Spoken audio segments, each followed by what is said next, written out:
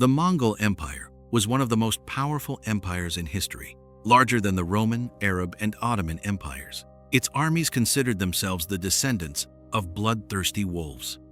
The world would come to know them as the Mongol Empire, but the Mongols were nomads. They barely had enough food to survive. So how did they manage to build one of the largest and most powerful empires in history? And how did a small boy named Temüjin become Genghis Khan, the man whose name would make entire kingdoms tremble? Let's find out. Hundreds of years ago, the Mongol tribes lived among the towering mountains near the Onon River. They were constantly fighting and killing one another. But on a cold and dark night in 1162, screams could be heard coming from the tent of Yesugei, the leader of the Borhigan tribe. His wife, Huelun, was giving birth to a child. As soon as the baby emerged, he was said to be clutching a blood clot in his hand. According to tradition, when the elders of the tribe saw the child, they were terrified. One of them looked toward the sky and said, "The wrath of our god Tengri has arrived in this world." Among the Mongol tribes, there was a belief that a child born holding blood would grow up to become a great warrior and conqueror. At that very moment, his father, Yesugei, had returned from a war against the Tatar tribe. He had also captured a Tatar warrior and brought him back with him. When Yesugei heard about the birth of his son, he asked the prisoner, "What is your name?" The man replied, "Temüjin." Yesugei then named his son after the prisoner before killing him. That child would eventually become the great conqueror foretold by the prophecy. The world would come to know him as Genghis Khan. The Mongol tribes living on the plains of the Onon River were nomadic warriors. Wherever they found grass and food, they would set up their tents. They were such skilled warriors that they could shoot an enemy with an arrow while riding at full speed on horseback. Temüjin became skilled in this art during his childhood. He also quickly learned swordsmanship and hunting from his father. But before fate would reward Temüjin, it would first test him. It would take almost everything away from him. When Temüjin was 9 years old, Yesugei arranged his engagement to Borte, a 10-year-old girl from the Ongirat tribe. Yesugei then left Temüjin there and began the journey home alone. Along the way, hunger and thirst overwhelmed him. After traveling some distance, he saw the tents of some Tatar tribesmen. Although Yesugei and the Tatars were enemies, he thought, "Who here would recognize me?" Believing himself safe, he accepted their hospitality. But the Tatars recognized him. Instead of attacking him immediately, they decided to make him suffer. They poisoned his food. Yesugei ate and continued on his journey, but the poison soon took effect. He was overcome by terrible pain, and after suffering for 3 days, Yesugei died. As soon as Yesugei died, members of the tribe expelled Temüjin, his family, and those who remained loyal to them. 9-year-old Temüjin was now an outcast. They established a small camp somewhere else, but they lived in constant fear that someone might attack them. They survived by hunting, and sometimes they had nothing but leaves to eat. One day, Temüjin's older half-brother stole and ate a fish that Temüjin had caught. Furious, Temüjin shot an arrow into his brother's chest and killed him. With his older brother dead, Temüjin became the leader of his small camp. Among the Mongols, only those who had the backing and protection of a powerful tribe could survive. Temüjin understood this very well. So, when he was 13, he formed an alliance with his childhood friend, Jamukha. Jamukha was the son of the leader of the powerful Jadaran tribe. Temüjin was growing older and becoming more powerful. People passing through his camp began noticing his abilities and reporting them to the tribal leaders.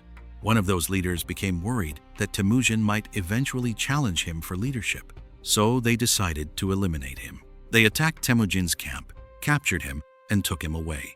They placed a heavy wooden kango around his neck so that he could not easily escape. Then they began taking him from camp to camp and humiliating him. Look at him. This is Temüjin, the son of the great leader Yesugei. They celebrated his capture, drinking until they became drunk. Then Temüjin saw his opportunity and escaped. A member of the tribe removed the wooden kangu and helped him flee. Temüjin ran straight back toward his camp, but when he arrived, he discovered that there was no camp and no one there.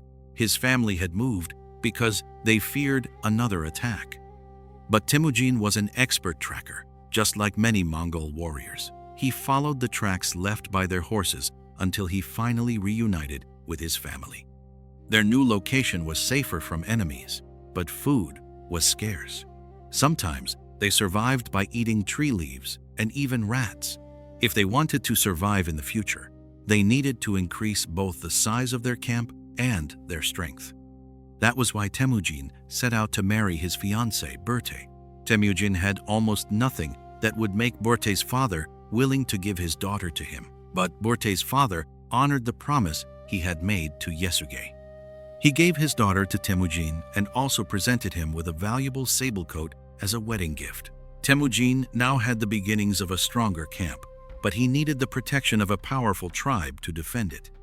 Not far from their camp lived the large and powerful Keri tribe. Its leader, Togrul Khan, had also been a close friend of Temüjin's father, Yesugei.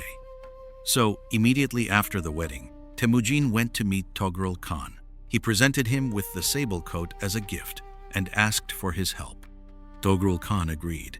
He promised that he would help Temüjin restore the position his father had once held and make him the leader of his tribe.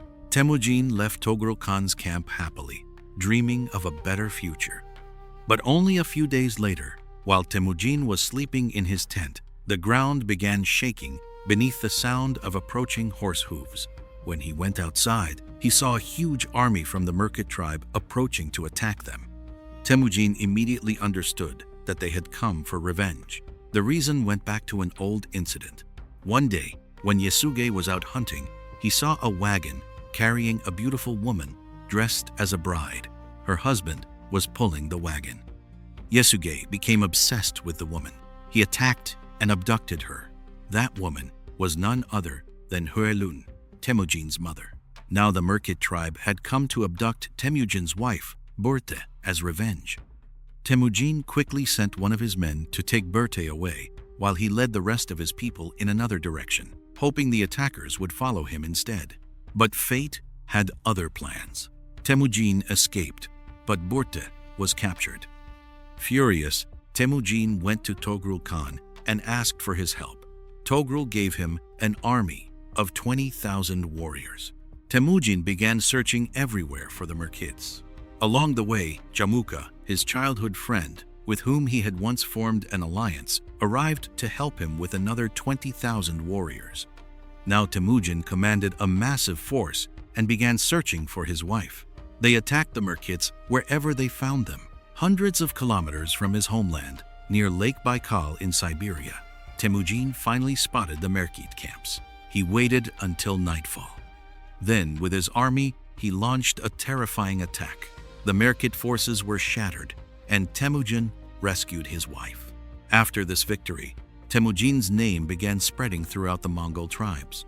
Many exiles who had been abandoned by their own tribes, along with lower-ranking Mongols, began joining him. They became part of his tribe. Temüjin also strengthened his alliance with Jamuka.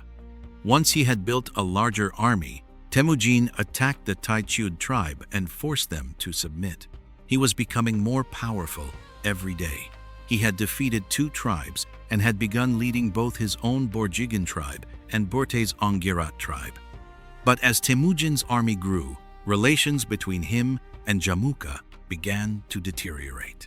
Jamuka believed that close relatives and trusted companions should occupy the highest positions in the army so that no one would rebel.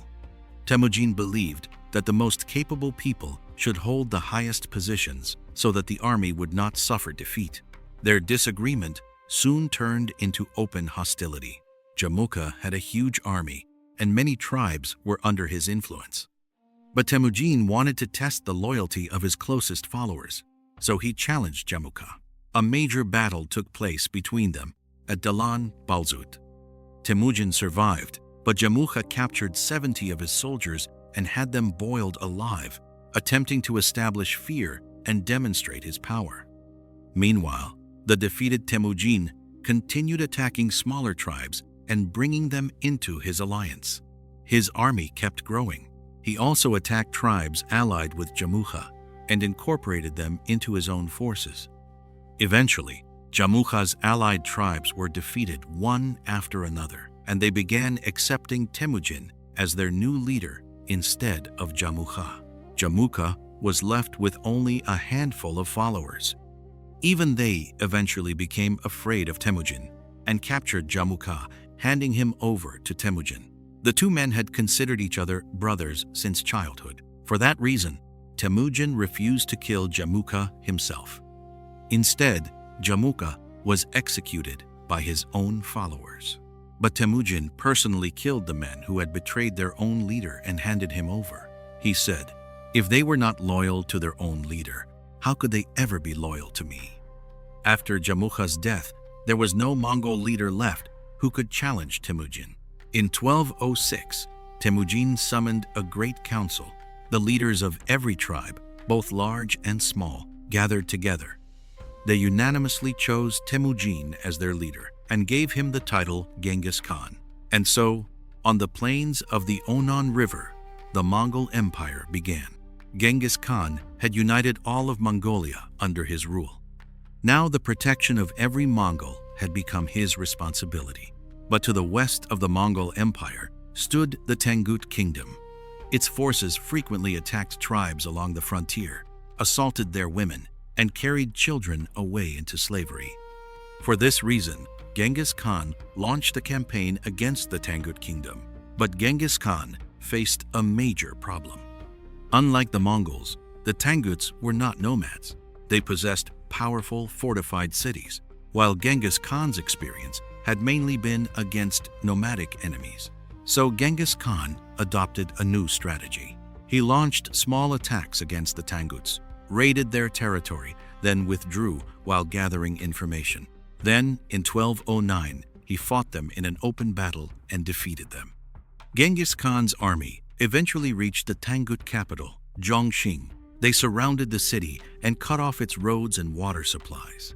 Eventually, the Tanguts surrendered to Genghis Khan. But instead of conquering their kingdom outright, Genghis Khan forced them to pay an annual tribute and made them promise to support him in his future wars. Around this same period, a new ruler came to power in the Jin Dynasty. He considered Genghis Khan nothing more than a minor nomadic leader. He sent Genghis Khan a letter demanding that he acknowledge the authority of the Jin emperor, bow before him, and pay tribute. But when Genghis Khan read the letter, he immediately mounted his horse.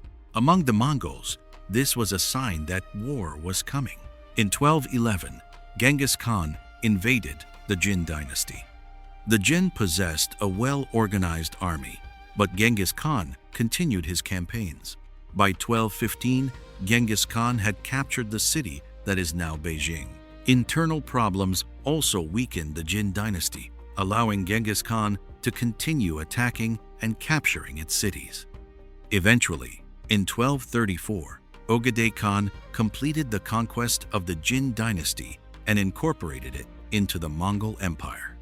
Genghis Khan now understood that if he wanted to make his empire even larger and stronger, he needed to establish trade with the kingdoms surrounding him. So, in 1218, he sent envoys to the Khwarazmian Empire to establish trade relations along the Silk Road. But the governor of Otrar, Inalkuk, suspected the Mongols of being spies and had them killed. When the news reached Genghis Khan, he was furious. In 1219, he launched an invasion of the Khwarazmian Empire. The Mongol strategy was based on terrifying brutality. They would massacre entire populations while deliberately leaving some survivors alive so that they could spread stories of what had happened. The goal was to spread fear far beyond the battlefield and convince other cities to surrender before the Mongols even arrived. They first captured the governor of Otrar, executed him brutally, and displayed his body in the city. Then they moved from city to city, turning them into graveyards. After the fall of Samarkand and Bukhara, The Khwarazmian Empire was destroyed in 1221 and became part of the Mongol Empire. Finally, in 1227, Genghis Khan, one of the greatest conquerors in history and the founder of the Mongol Empire, became seriously ill. Unable to overcome his illness, he died. But his final wish was that no one would ever know where he had been buried. And because of that, to this day, no one knows exactly where Genghis Khan was buried.